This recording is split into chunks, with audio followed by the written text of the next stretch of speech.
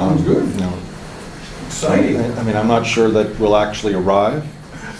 Okay. But you know, I've seen my role in this course as, you know, I think like I've said a few times, as the ethics person trying to contribute to the discussions of technology and the future of medicine. I think we've seen in many of the discussions that there are ethical angles to much of the content of this course. You know, the ethical question being, you know, what shall we do or what should we do, all things considered, with all of this new technology. What do we have to gain? What do we have to lose? You know, and I don't actually need you to have the answers to any of those. I think that the goal of this is to equip you to go forward in your encountering the various issues and giving you some tools to think about them. You know, so I really think it is about tools acquisition. That's you know, to bring ethical sensibilities to apply to the questions that I expect you'll find through the day or through your careers. That's what we're hoping for. And so just a reminder that while ethics is often about very large questions, you know, in health ethics about, you know, withdrawing ventilators and what do you do when somebody's been unconscious for years. You know, there's those sort of big things that get a lot of attention. But ethics is also about the little stuff, how people treat each other, you know, the simple relationships between people. How do we cultivate those? What do we see as our roles? You know, and particularly when we're looking at science and medicine, what does it mean when professionals who, for the most part, have taken that oath to serve in some form or other, how shall we proceed? And so that's really what we're hoping for, or what I'm hoping for from this series of lectures, that you acquire tools for contemplating the future. So just to quickly run through what you know, the tools I think that we've identified in the course. You know, we talked about things. What is ethics? How do we know what an ethical issue is? And I gave you two general ways of dividing. Descriptive ethics, which asks the question, how do people make decisions? How do they respond to the ethical challenges that come their way, historically and presently? Because before we get to the interesting question of normative ethics, what should we do? It's probably helpful to look at what we do, try to explain it, and then reflect a little on whether an update or change is needed. So normative ethics is the interesting part, but you know, there's always good work to be done in descriptive, you know, and that's where the university, every department of the university has a role to play. How do people think? Why do people do what they do? What motivates them in their conscious life, and as I've intimated, in their unconscious life, especially when people have conflicts of interest, competing things pulling at them. So I think how we manage those conflicts of interest, how the professionals in our society is one of the key questions for a good descriptive ethics. So I talked a little bit about the fundamentals of ethics. There are principles that we can uphold. You know, we've got these 4 grand principles that were developed in the last 50 years. The idea of respecting people and their autonomy, you know, which is tied to our real desire to treat every individual human being fairly and not subjugate them. Beneficence, to do everything we can to bring them good, and non-maleficence, to minimize harm, and this concept of justice. Again, so I think that those 4 principles, as well as others that could be added, you know, truthfulness, fidelity, but the thinking is you can go into any situation and think, I'd like to look at this problem through a lens of justice or through a lens of maximizing good, and that can lead you to a good solution. Then we discussed some people do their ethics by just looking at outcomes. How do we maximize outcomes in any given situation? In order to do that, we have to estimate what will happen if we do this and what will happen if we do that. And very often those estimates are guesses at best. You know, it's pretty hard to read the future with certainty. So then I added to that the concept of narrative ethics, that sometimes in accepting, as I think you do, that humans are not purely rational creatures, that much of what we decide to do comes from gut reaction, whim, as much as carefully considered things. And that is often dependent on who we are, where we come from, what our motivations are. So the idea is that when you throw that narrative sensibility into the story of a particular person or group of people, you're likely to get a better answer because you're tapping into what we know of them. You know, so if it's an answer in healthcare, should we do this treatment or that treatment? If it's a question of, do we consider this therapy, or for this particular patient, is what might be a therapy for somebody else an enhancement for this person? The narrative, the quality of the story is extremely important for decision making. And that's, I think one of the themes I've had throughout is, if we believe that, then there's the question of who knows the story. You know, who knows a person's story in a sense that they can invoke a narrative ethic in helping them make a decision. And if doctors and nurses are strangers to their patients, you know, how can we possibly hope that they might know the story in any profound way?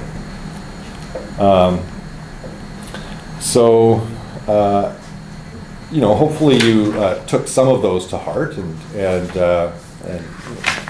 recognized that pretty much all ethics is a version of that, applying rules or principles, trying to estimate the best outcome, trying to get other sensibilities that are going to give us a sensible intuition about it. But there are other types of ethical systems that I realize I haven't introduced, so I want to just bring up this last one. It's called virtue ethics. So virtue ethics has a long history. It's often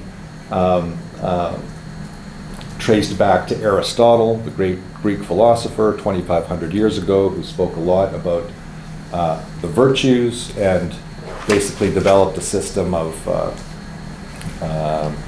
ethics where people were to cultivate virtues, to eliminate vices, and the idea was that if that is done successfully, you end up with good ethical decisions.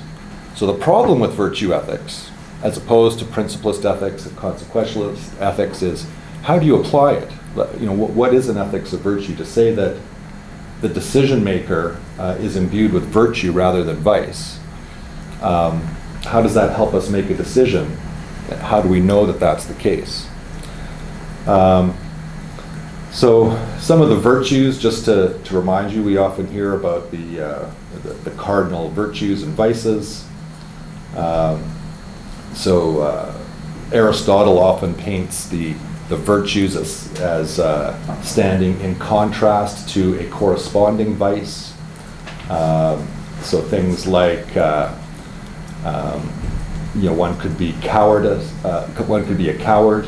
And that would be seen as a vice. One could also be seen as rash, where they immediately jump into any situation. And then Aristotle likes to identify a nice average between them, which he calls courage. So courage is the virtue we're looking for, against the vice of cowardice and rashness.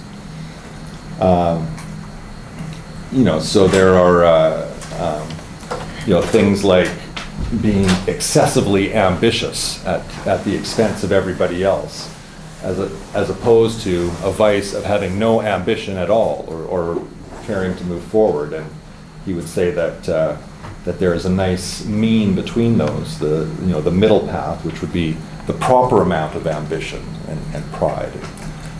And so the cultivation of virtues and vices, in some ways, I think is the hope for a future. I don't think anybody's going to argue strongly that we have achieved a system that effectively builds virtuous people and makes sure that we don't create vicious people, people filled with vice. At the same time, I don't think we want to give up on that. And this, and when you think about that, what really is the role of ethics as opposed to the role of law? I don't know that that's been clearly distinguished in our society, but I'll offer an explanation. That law, which is basically the attempt to codify the general rules of a society in the name of facilitating order and good behavior between people, but it is really based on this idea of principle, that we're going to create the best law we can, and we're going to encourage people to uphold it and not violate it. But it very much is a rules-based principlist system. When you're looking at whether something is legal or not, they don't tend to look at the outcome necessarily as a major mitigating factor. That when it comes to the law, the ends often do not justify the means. But sometimes they should. You've all heard the old saying that if you're a soldier and somebody superior to you gives you an order that you think is illegal, you're actually obligated to disobey it. The idea that it is okay to have a sense of consequences and not merely follow the rule, I will do what my commander tells me. So while the law is absolutely important, you could argue that it's the biggest innovation in human civilization to date, and that wherever rule of law is largely adhered to, that corresponds to order and peace in a society. There's probably a good correlation between that. But the growth of ethics aims to do more than just what the law suggests. The law is actually a type of minimal standard, that we don't want to violate. It creates these rules, but it doesn't necessarily go deeper. And when we think of the highest aspirations of ethics, it is to take people from, that so-called less mature sense of morality, where they're really motivated by fear of punishment and how others perceive them, and possibly selfishness, getting stuff,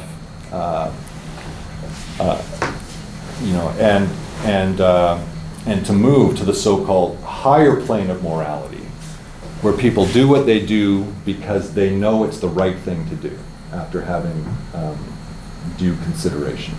So they don't succumb to all of the other things that might be pulling them in one direction or other. They don't succumb to merely promoting self-interest. So there is, I think, this sense that that what we determine to do with the likely very high technology of the future, the answer is going to be an ethical one. The law doesn't have the answer for us. It creates the minimal standard of how we, shouldn't mistreat each other. But that's why I've got such high hopes for the future of ethics. That once people are a little bit, I guess, more advanced, if that's possible, where they do tend to do the right thing even more than now, that we can rely less on the law. So to bring this back to virtue ethics, how do you create virtuous people?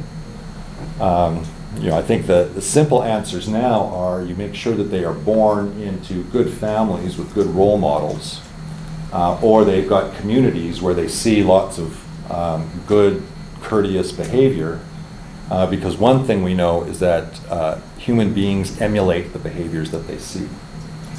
And that's why I would argue that the ethics of the future and how people will behave within that it largely does depend on the culture that it's happening within. What type of culture is it? And what are the fundamental rules?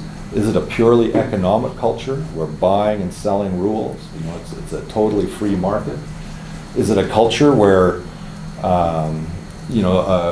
a supreme leader comes to power and stays there for 30 years, and then somebody else comes, and what that will create in pretty much every instance is too much power located at the top, and the resultant fear of much of the population of that power and what might be done to dissenters.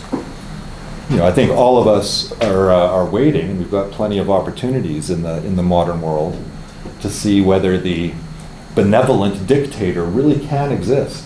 I mean, in theory, it's out there, but it's mitigated by the other saying that I'm sure you've heard, that absolute power corrupts absolutely.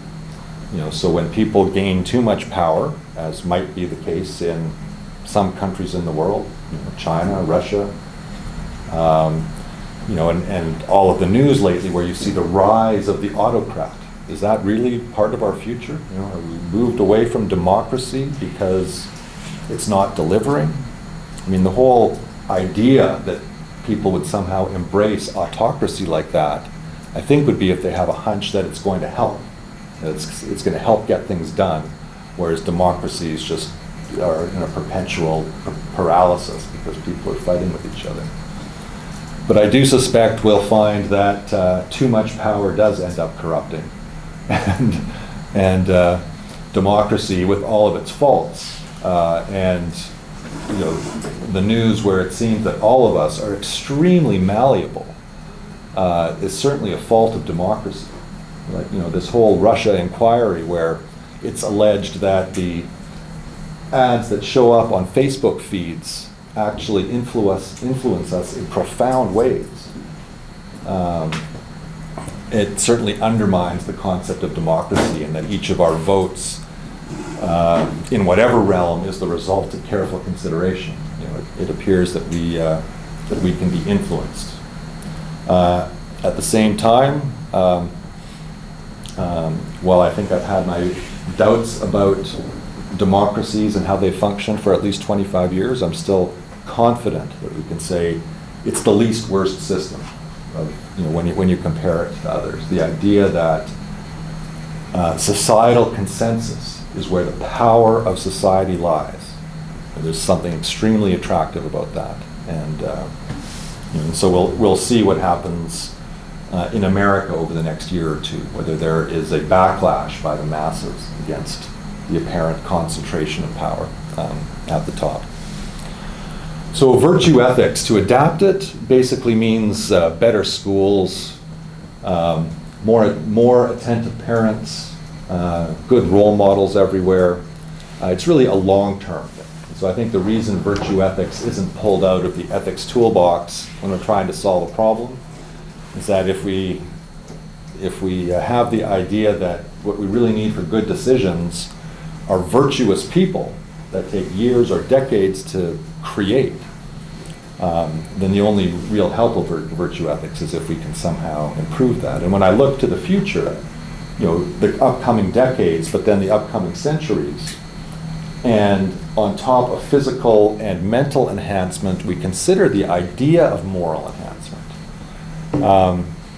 It does raise some interesting possibilities as to whether we can somehow get people to in fact do the right thing most of the time. Therefore living our lives according to an ethic rather than a law and fear of punishment, as occasionally happens now.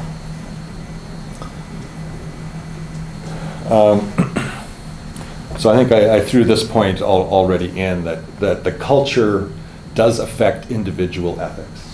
So that's why when we look at health ethics and the ethics of professionalism, I think they say so much about the culture that we live in. Is medicine and healthcare and scientific technology a good and service to be produced and traded out on an open market? Is it simply a matter of buyer beware economics, that the market is going to exercise its magic, it's going to drive innovation, people who create things that are not helpful or that are fraudulent, the market will find them and nobody will buy their product, which I guess in some ways resembles much of North America these days. Or will our culture be a little bit different? Will it be one where people help each other, don't necessarily see themselves in competition, where professionals have a profound sense of their duty to the people they serve, patients, clients, whatever they are. I often think that one of the things that will really help us in the future would be a much deeper sense of professionalism among those who wear the label. I think that there are many so-called professionals who still see themselves as entrepreneurs of sort in our society, where they can use their professional skills to command whatever the highest payer will pay. In fact, what's supposed to be the core definition of professionalism is that you relinquish your right to maximize. You say, I've been trained in this special area. I'm now the custodian of a unique body of knowledge that provides necessary services to the population. And then the next ask of the professional is, will you deliver your services for a fair fee rather than putting them on the auction block to the highest bidder, which is sometimes seen, people see that as the right. So in a sense, that's why I think the culture that we create will make a very big difference. Is it going to be money rules, or is it going to be we're going to manage human affairs and try to get the right balance? In my opinion, there are lots of reasons to think that we could go either way.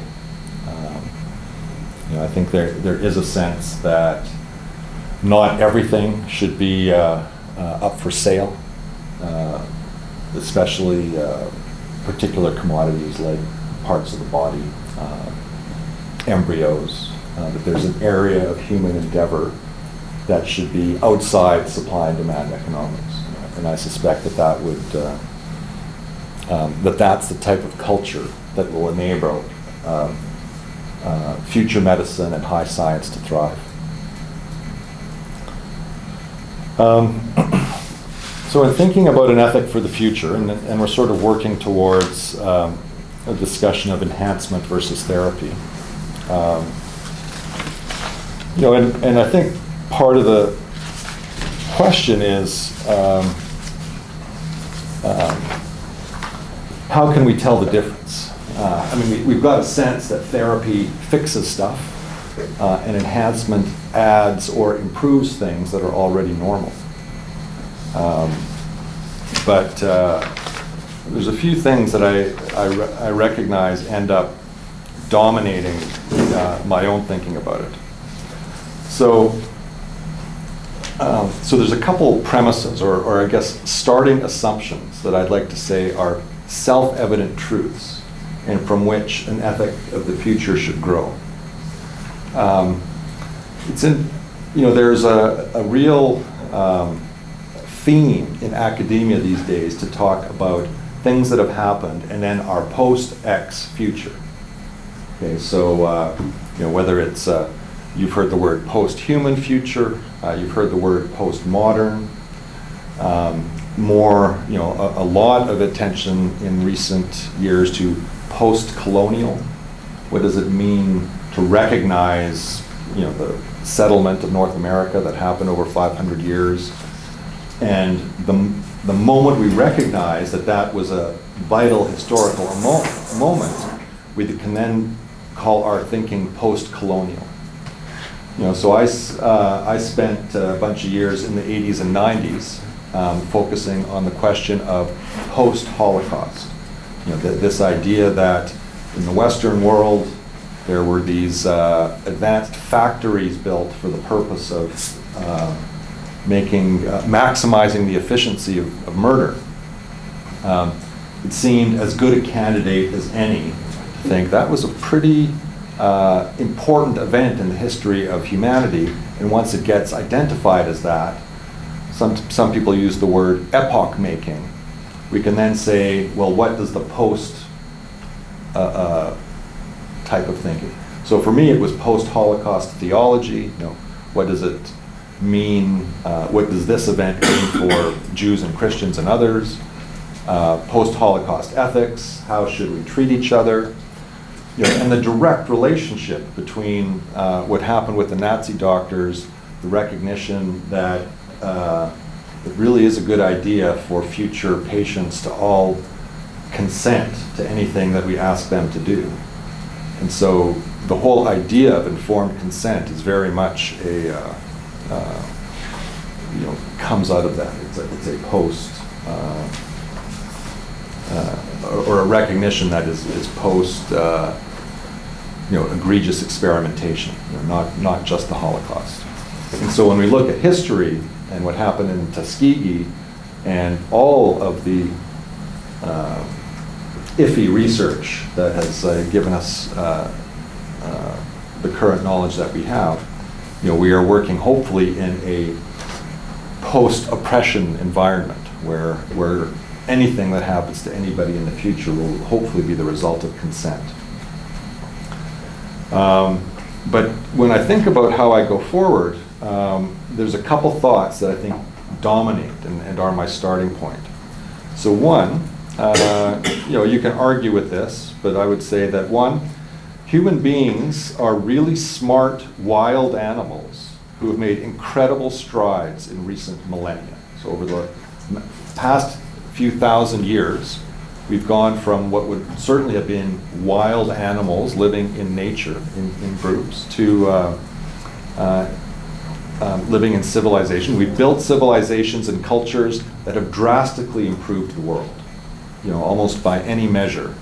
More people surviving, more families, more love, less fear. It's pretty hard to argue that civilization hasn't done great things. But despite this, we all of us retain the capacity to murder each other under certain circumstances and to be destructive. So that's one of the sensibilities I would take. We all, despite our high culture, retain that capacity. And even the people who you would never think of as murderous, I don't think anyone is exempt if you can convince them that there is some enemy out to get them. Which isn't that hard to do. We all have that potential, even if you think that it's in self-defense. There would have been loads of people who end up murdering, and the innocents that they murdered, they would have thought, well, if I didn't do this, they were going to come and get me. There's a lot of that continues to go on in the world. The second premise, so it's only in the past, that was all well and good, our potential for murder and destruction. But it's only in the past century that we have the means to destroy not only local populations, not only our local house or town, but vast areas, if not the entire biome, everything that's alive on Earth. I don't think anybody knows what happens around the world when it's not just a few nuclear bombs, but hundreds of them. Does the entire world get irradiated? And only stuff deep underground survive? We're not sure. But those are the new realities. And as we look to an ethic of the future, I don't think we can forget those things. And so in some ways, it would lead to another virtue that we maybe need to think about, the virtue of prudence. So prudence, the idea of being sensible, not necessarily in a rush, the idea that you use wisdom to slowly move towards something, don't all of a sudden go there. And so I think that part of the message I'm going to give is are we or are we not in a rush to get to the post-human future? And similarly, should we be? So the argument that we should be would be that we're developing cures, therapies that are literally going to save the lives of thousands or millions of people. And we shouldn't therefore sit on our hands and be content to move slowly If we fail to fix cancer or a certain type of heart disease, if it takes us 20 years instead of 10, it's millions of dead people. So we have to rush. We want to save them.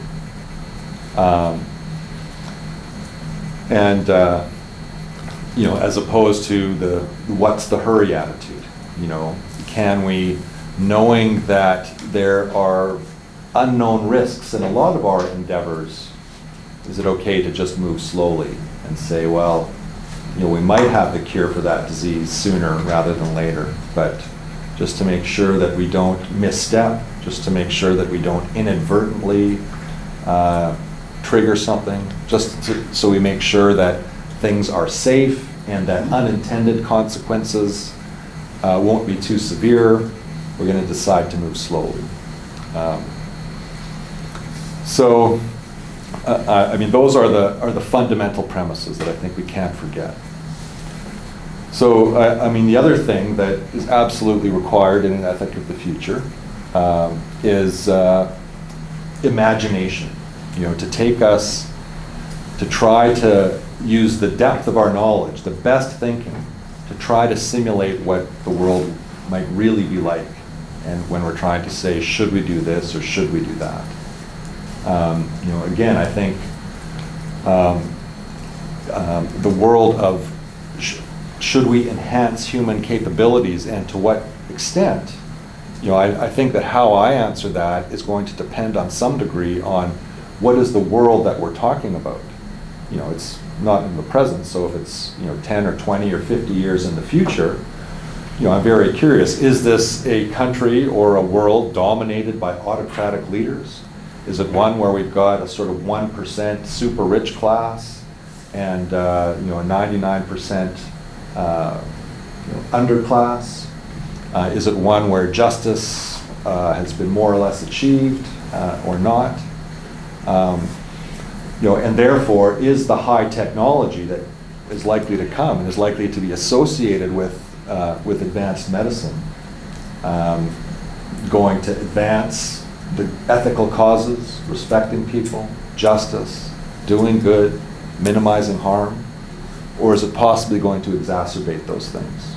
Which again is not hard to imagine if parts of the world go on as they are now, where you literally end up with this overclass and underclass. That there seem to be enough people that don't see that means maybe they haven't watched enough of some of the science fiction that I have. Or maybe I've watched too much dystopian science fiction where the underclass is abused and ruled over by the superior class. And to me, it just seems utterly clear that that is a dystopian vision. I can't even imagine many members of the 1% who would say that in that future, I'm going to be in the upper class rather than the lower class. I don't think there are many who would say that that's a better world. There are some who would say that that is an inevitable world precisely because we human beings are not, highly moral animals. We're in fact recently wild animals who can't really help but respond to our whims and needs, because we are actually closer to that idea of instinct rather than other things ruling what we do.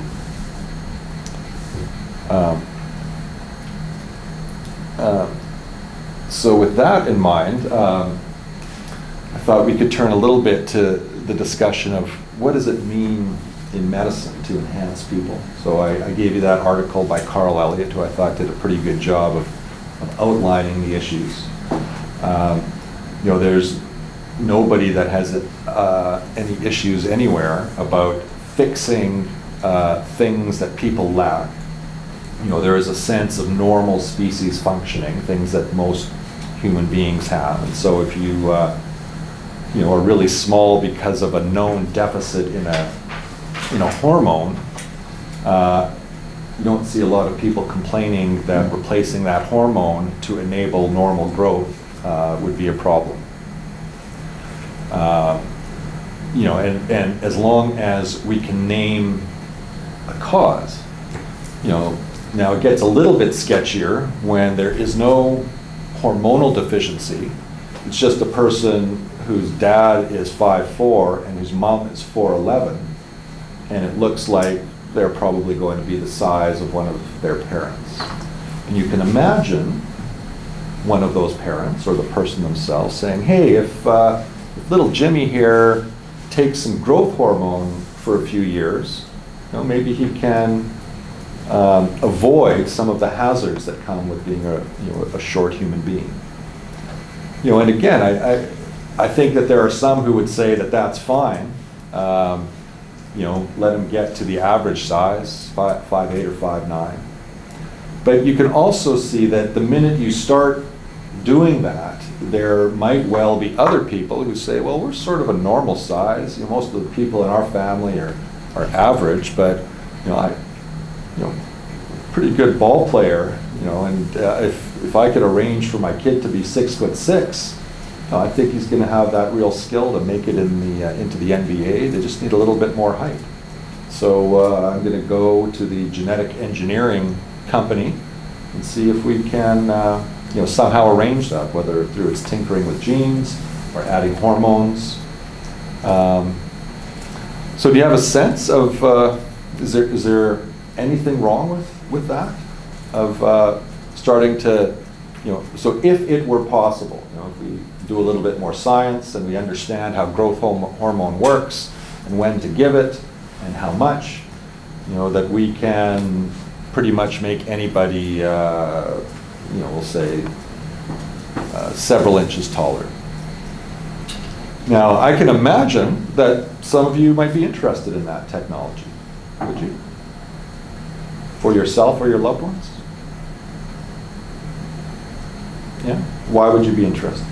Well, my cousin had cancer when he was a kid, so like the chemotherapy and the radiation, he is so short and he's like 13 years old. Mm-hmm. So I feel like that would be good for like someone who doesn't.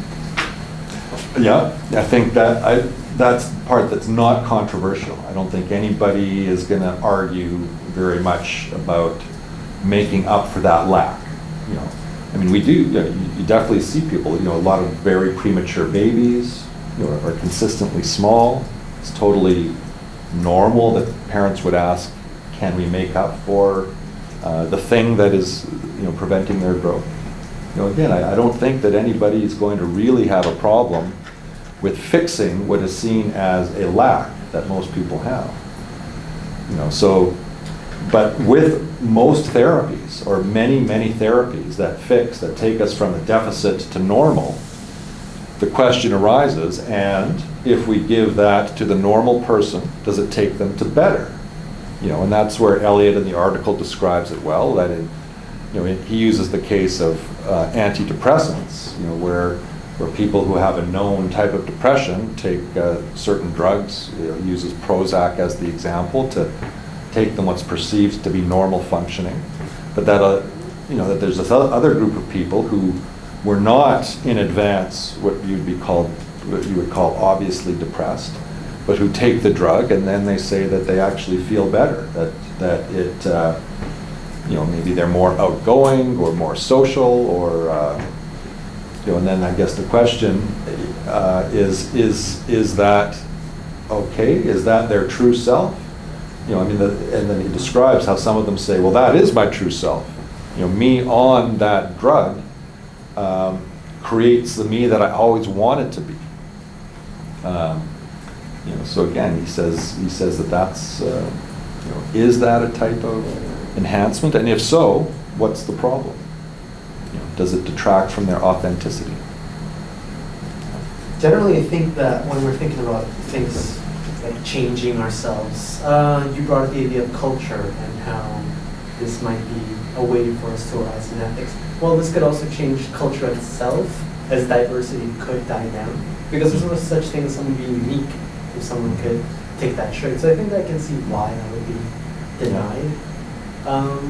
On myself, I think I would do it, but only if there was a need to. For example, if my family is continuously, getting into sports and I'm not making it there, I can just use that to get to that stage, despite the fact that I don't need an enhancement per se. So maybe that's... Yeah, well, there's I mean, something there. I mean, it's another, you've identified in there one of the things that's going on, which is our seeming human tendency as members of the tribe to want to fit in as, you know, with the others, you know, to be seen as somehow normal. You know, you also said that we probably, most of us know in our heart of hearts that each and every human being has unique gifts to give. You know, that every, you know, there's 7 billion of us, but each one of us really is a little bit individual. And if you look deep enough, that most people do have these unique qualities. At the same time, we're social beings who can't help but see how we fit into the whole. And so when you look at what is perhaps a type of enhancement, you know, that drives current people to want to change their body, you know. So I'm thinking about things like cosmetic procedures, you know, that aren't for a type of therapy or a lack, but just because people think that they should look different. Okay, so this is very much seen as enhancement. You know, it's understood to be enhancement. You know, it's not covered under medical plans as medically necessary. You know, and we can say, well, of course, it's reasonable for people to want to be perceived by whatever standards of beauty they think are out there in the world. You know, but then on the flip side of that, we can say, well, you know, it's really too bad that people are unduly influenced by what they perceive as the norm. You know, that they have failed to, you know, deeply appreciate everybody's unique gifts, and that's what drives them to want to change. You know, so again, I think that that's all in the name of respecting autonomy. You know, people can do what they want, combined with our economic reality that there are people who are selling these services.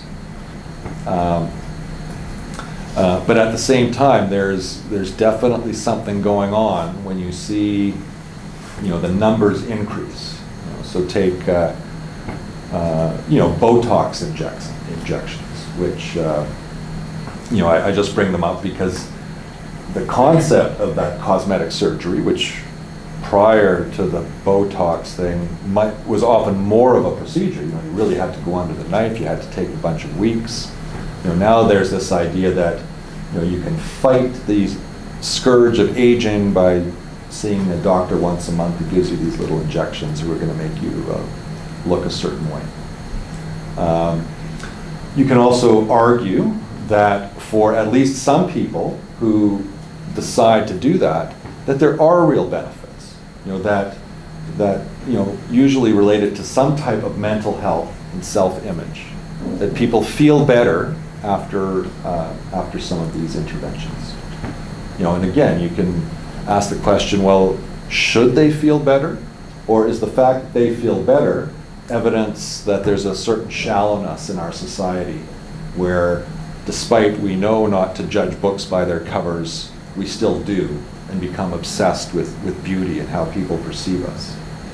You know, and then add on top of that the tremendous mystery of the disease of anorexia nervosa, you know, a disease of the West, where mostly young women, but also young men, feel that they don't meet a standard of beauty.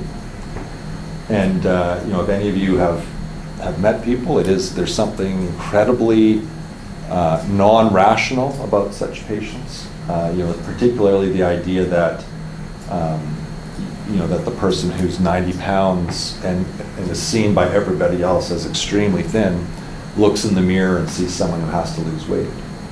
You know, and how does that happen? You know, I think it's still pretty much a mystery.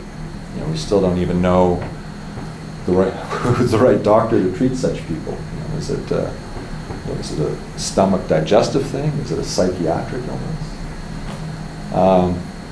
Anyway, it shows that some of these inclinations run deep, and you know, I do think that it's one of the things we need to work out for the future, because you can bet that the people who are selling those types of service enhancement services have an absolute interest in perpetuating the status quo, in getting everybody to think that they need to look just so in order to keep their business going. That would be the model. That's why on another level, I think it's fair to ask that in cosmetic surgeries that require physicians who are trained for 8 or 10 years on the public purse, normally to do, to help sick people. The fact that some of them are now taking a chunk of their time away from healing the sick to enhancing the normal, is there something wrong there? Again, one of my thoughts is that if you are trained as a standard physician, you should deliver care to sick people, and that purely cosmetic stuff, that they should go be trained elsewhere. Particularly,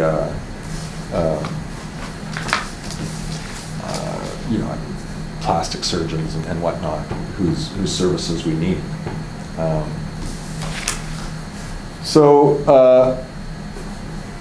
Any other thoughts from reading Eliot on enhancements versus therapies? Anything from that article? Well, one of the things that I kind of intrigued by in a humorous way is Coke Zero as an enhancement. So I've been drinking it 30 odd years now. When I first started, I lost 15 pounds, which stayed, and I have more energy and can work harder when I've had Coke Zero than when I haven't. So, I've been here for a long time. I've known a number of deans. One of the deans was really fascinated with the extreme aberrations that I represented, that the other deans didn't really seem to notice. But like I'd be walking down the hall with this and saying, my God, you always have your Coke Zero. You must have a specific gravity of your urine of 1.0000. I mean, so your point is, And I would show up for, lectures that weren't very popular, where people were talking about the cultures coming together, arts and medicine and science and stuff. And he'd come down and he'd say, yeah, I knew you'd be here. You've got those eclectic interests. I'm like, yeah. So your point is. And so I guess what I'm saying is that all of us have things like this. There are things that are a part of your life, that don't seem weird to you, and maybe don't seem weird to most people. But you will encounter somebody who thinks that that's just like the strangest thing, or that you shouldn't be doing it, and so that's what makes it so hard to figure out. What should the rules here be? To what extent should there be rules? Should Coke Zero be banned? Should I be forced to live the rest of my life with water, stuff like that. Yeah. So but that doesn't mean that these aren't really important questions. Now, another part of my life is the Banff classification. Composite tissue grafts are a part of that. Things like transplanting hands and faces and complex parts of the body. The people who do that are plastic surgeons. So I have a lot of contact with plastic surgeons doing exactly what you said. They're using their plastic surgery skills to really remarkably make people better. People have lost their face, they're giving them new face. People have lost their hands, giving them new hands. And so you'd say, well, isn't that wonderful? You have the contact with really good plastic surgeons who are using their medical skills in the right way. But if you look at the meetings that I run, where all these transplant people come together, the composite tissue graft people are just much better looking, and they're like a different subculture within us, because that's how plastic surgery is. You can't be a success as a plastic surgeon if you look like you really needed plastic surgery. You just never got it, right? So that just can't happen. So there's kind of that funny part of it too. So if I learn some grand lesson, can I give you a list of who the plastic surgeons are who are using their plastic surgery skills in just exactly the right way? But then you'd have to ask, well, why do they all look so good? And like, isn't there something kind of superficial about this anyway? So it's just a really complicated area, but not unimportant. I guess if you found some of what I just said humorous, it doesn't mean that it's not important, because each of you may encounter something like that. There's something that you just build in as a standard part of your life, and suddenly you're walking down the hall with your Coke Zero, and the dean stops you and interrogates you about exactly that. No other, I hadn't done anything else wrong. It's just, he thought. And at no point have you considered not having a Coke. It was just a regular Coke, and then you switched to the no sugar. Yes. Because there are some people that would consider not having a Coke at all. Yes, yeah. And I was terrified when I went to the Islamic Republic of Iran the first time. I had heard that they thought that Coca-Cola was an anti-Islamic drink. It had been banned. Well, all that's true, but they had another cola drink with more caffeine that was better in every way, so I was just fine, Who knows what a natural need this is? And if you go through the drive-through and they say, "Is Pepsi okay?" What's your response? Yeah, sure. Oh, that's fine. I'm practical about it. Yeah. Anyway, right. so this really impacts each of you. Like, you've already made choices. They don't seem to you like big choices, but the way you start your day, like whether you have breakfast or not, all these kinds of things. It seems to you like this is just normal, but it's going to be very different from somebody else who skips breakfast every day, and blah, blah, blah. So, like, the poetry readings that I go to on Tuesday nights are in a coffee shop where they don't have things like Coke Zero. So I am like a addicted person. I put my Coke Zero in the car, and periodically I'm tearing out to the car to have a sip of Coke Zero. You could just put it in a paper bag. No, but they caught me. So yeah, I used to bring it in and hide it, but then they banned outside drinks. Oh. So now, yeah. So and is that an aberration? No, every high-level coffee shop does that. They have their own sort of specialty drinks, and they don't allow the ordinary bagel stuff like Coke Zero. It's just not there. And to them, that is normal behavior, and it's worldwide that way, and so on. So caffeine is a type of enhancer. I Yes. think it's seen by many as that. Maybe it isn't a cause for concern because it's relatively benign. It doesn't, change us fundamentally in any ways. But I think, it seems to both, in a lot of studies, lengthen life and decrease the chances of Alzheimer's. So you might say it's completely unfair if it really does that. That. yeah.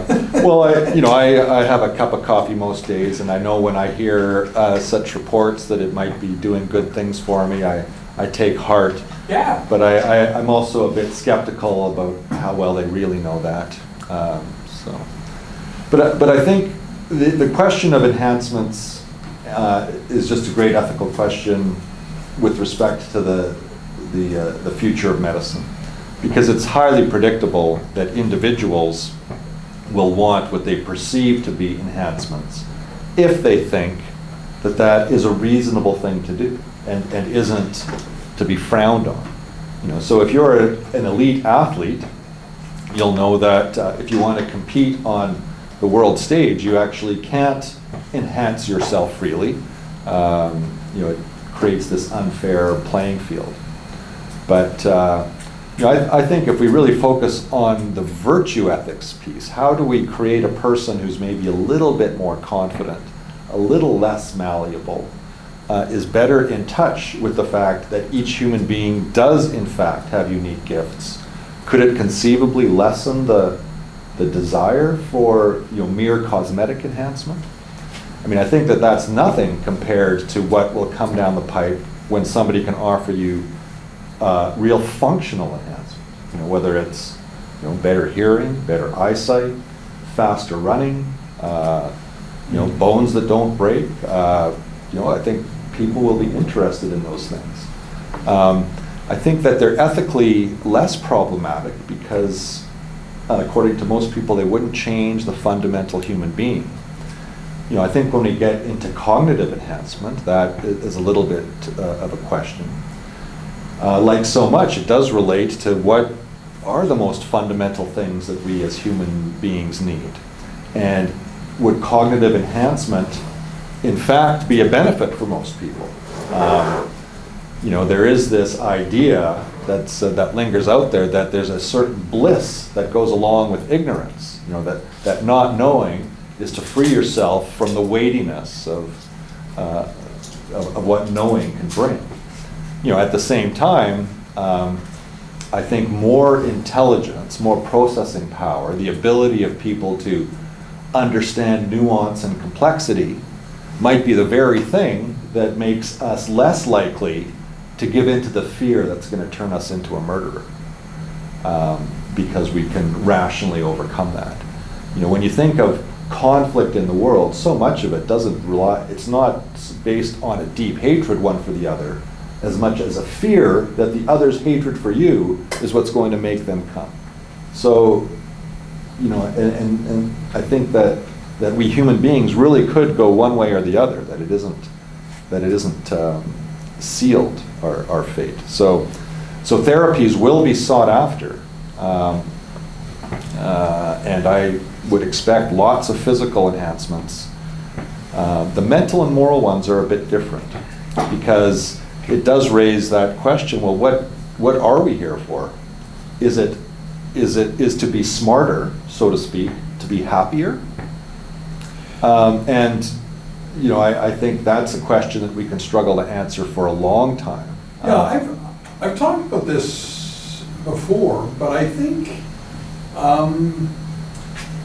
there's a considerable literature now, not legitimate literature, but just people talking about stuff, of how painful it is to be highly intelligent. You can't make friends, and you can't hold conversations with normal people because you're just using the wrong language, and it's just so sad, and you go through life so lonely, and this is sort of the opposite of a lot of what you're talking about.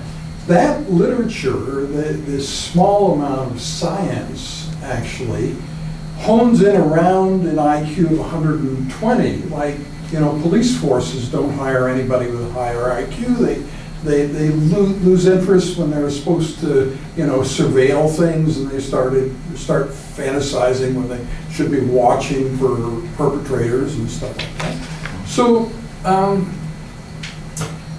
there may be other areas like that where people may honestly come to feel that some average level is ideal, that you're sort of socially awkward if you're too good at something. And it may not just be IQ, it could be other things like that. Like, you can imagine that with unlimited enhancement, the man and woman who are the fastest runner in the world will look a lot different from from everybody else. You know, you'll be able to because everything is potentially able to be optimized. They'll have blade feet. Yeah. So there may be actual prejudice against that. And this idea of rhapsodizing about people who have an IQ of 120, like in most ordinary companies, the CEO has an IQ of 120, everybody's happy. You just go up a few points, and there are more complaints, there are more problems with how the company functions.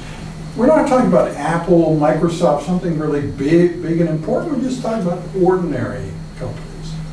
That you know, if everybody has intelligence and vocabulary in the same general area, it's just easier to talk to people. People understand why you're doing what you're doing, and maybe the same sort of thing. I mean, if you're building houses, and if people are now able to be 8 or 9 feet tall, then you have to change every darn door frame. You have to go through and modify every single door frame for the giants that we're now able to create who can't get in the ordinary doors. So yeah, I don't think it isn't the problem you describe of everybody wanting the same thing and that being the extreme. That would be a serious problem, but the actual problem's bigger than that, I think, because there will be other pressures towards something else rather than the most, extreme, the fastest, smartest.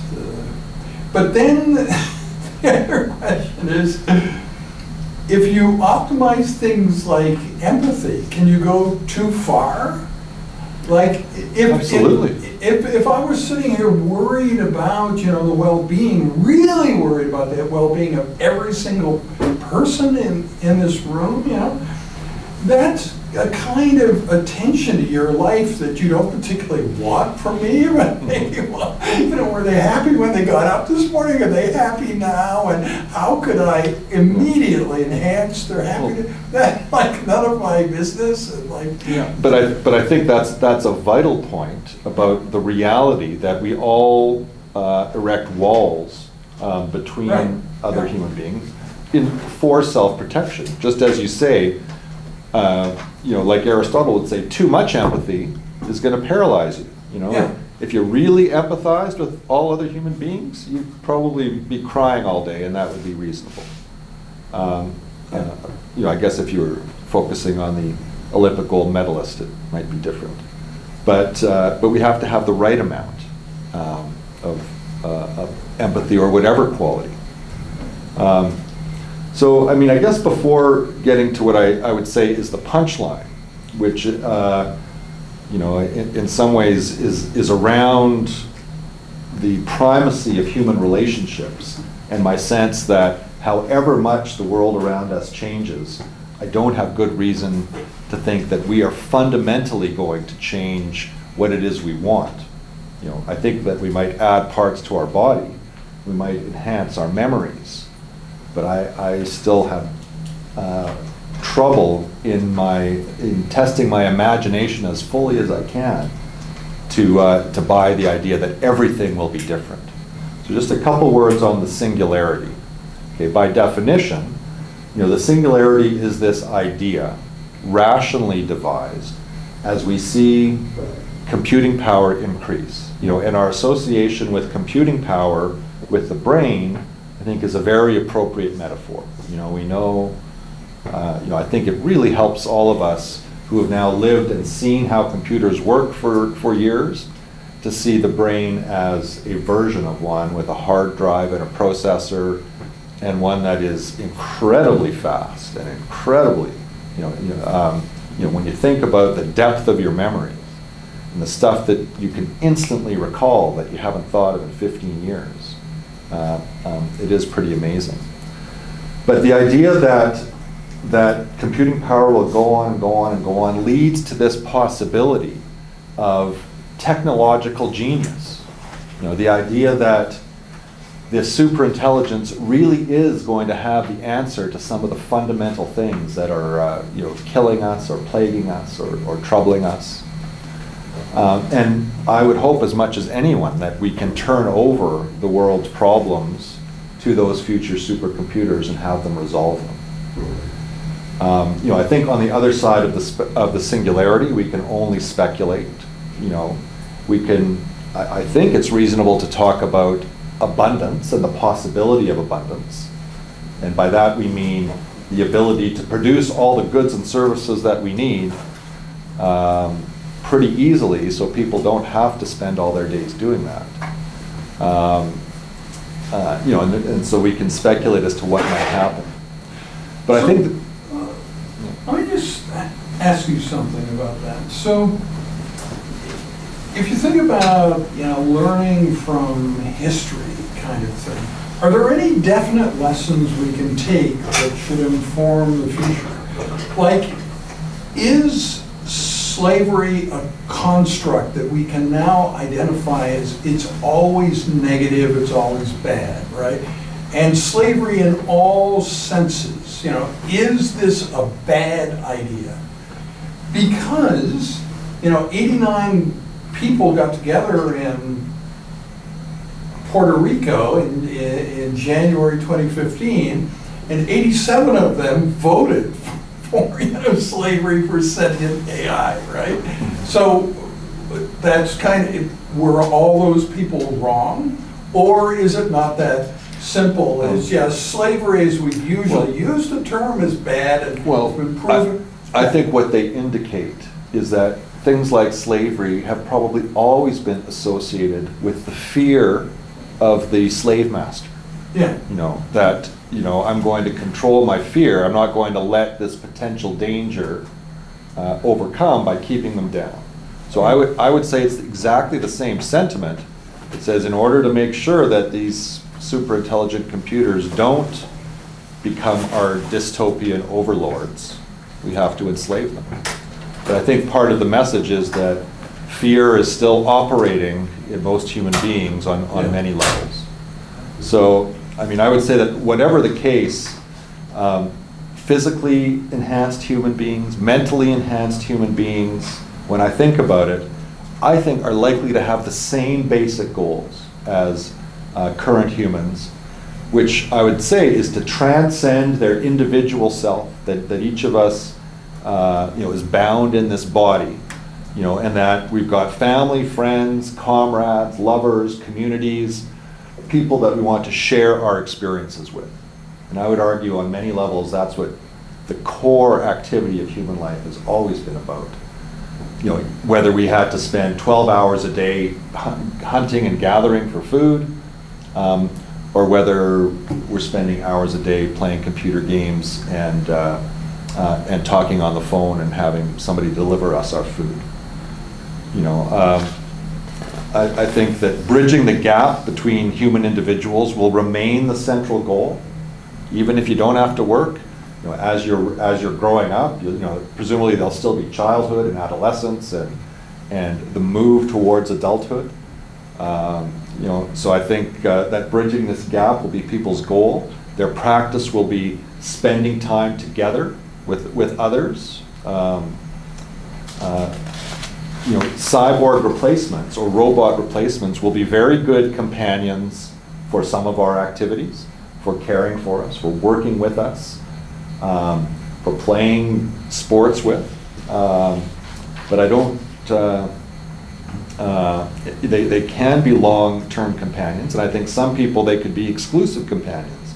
But I'd say overall, most human beings will know the difference between an autonomous human partner in whatever endeavor and that constructed one, and that there will be a preference for the real human being.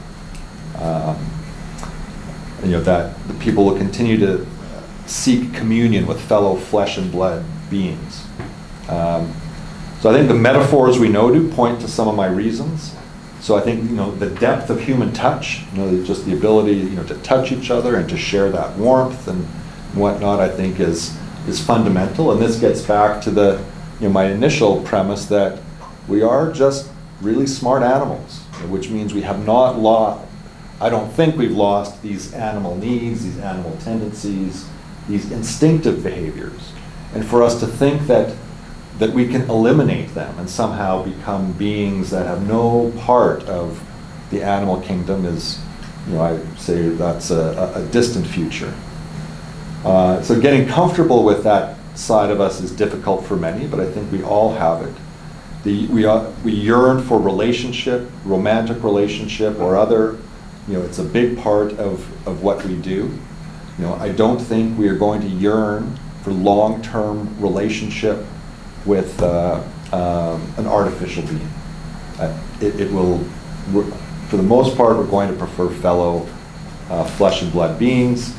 And I would bring that all back to what I think we all want is what is some version of authentic encounter, a real engagement with another person who's honestly engaging with you.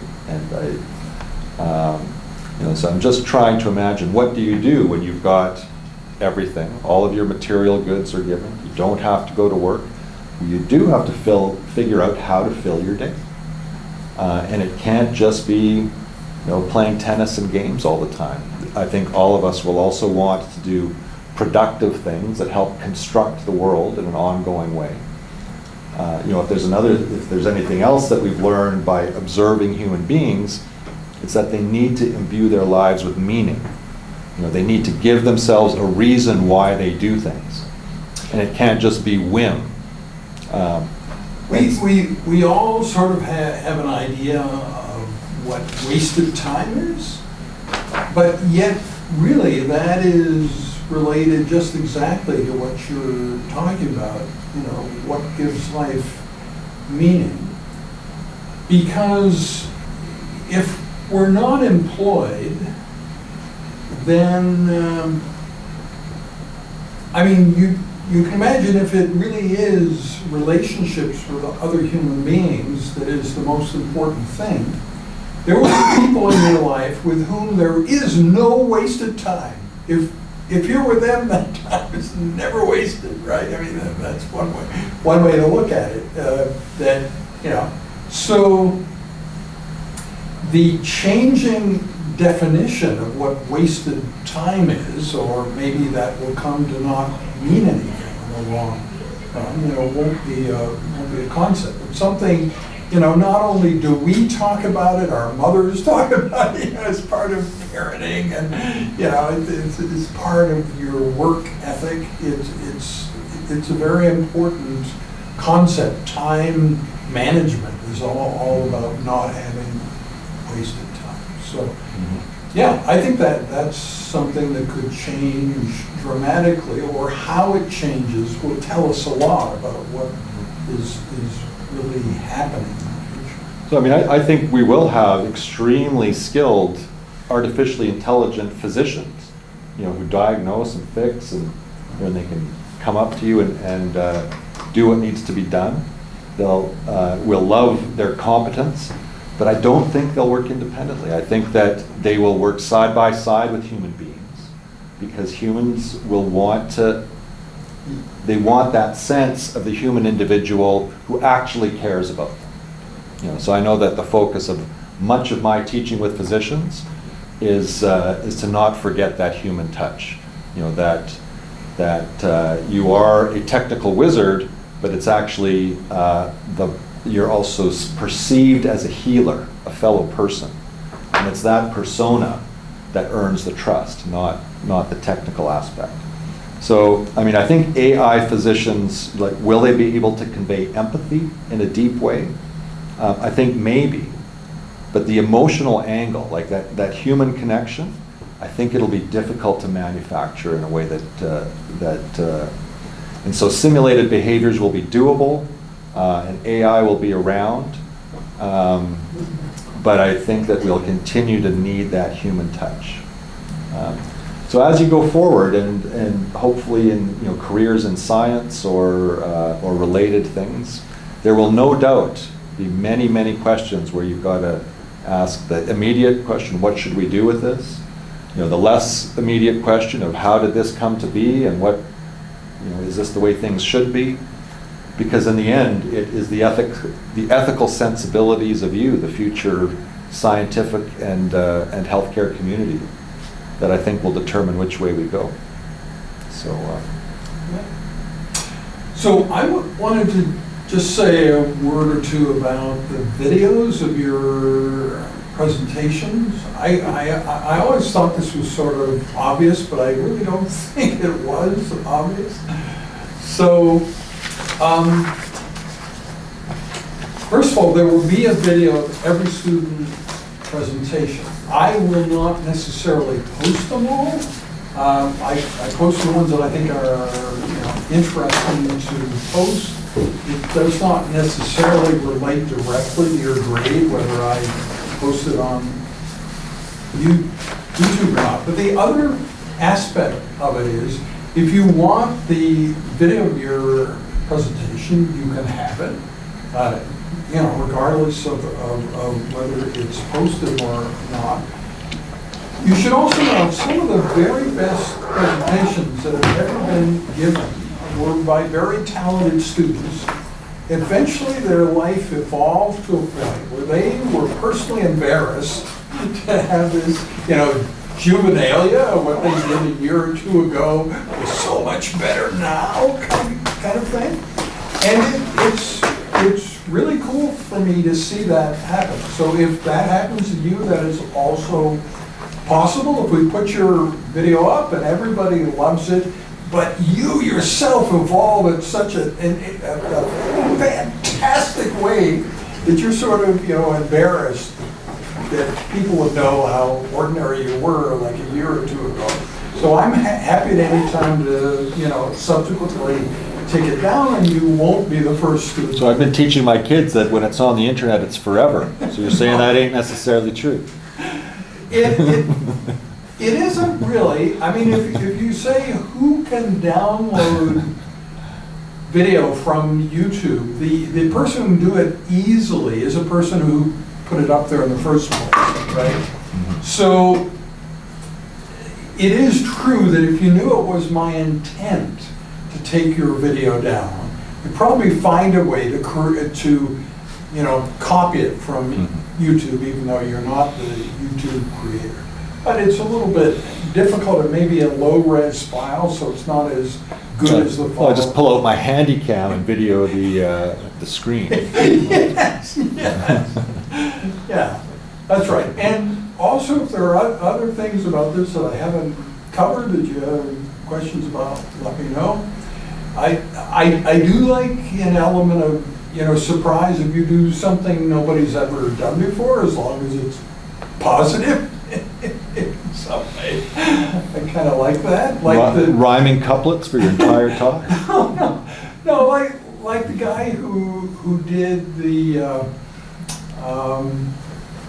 he did a kind of documentary about the future of war and, bombs and, drones and all this. It's like the most unpleasant part of what we teach in this course. But he shot this video in a children's playground with the kids playing in the background, and then on a very windy day, they didn't use any protection for the mic, so you're also competing with this whooshing sound, and the whole thing was, I thought that was really, really intriguing. So you don't have to do anything like that, but I'm just saying you're not going to be graded on how similar to everybody else's presentation yours is. And I mean, it's just fine if yours is like 3 or 4 standard deviations different from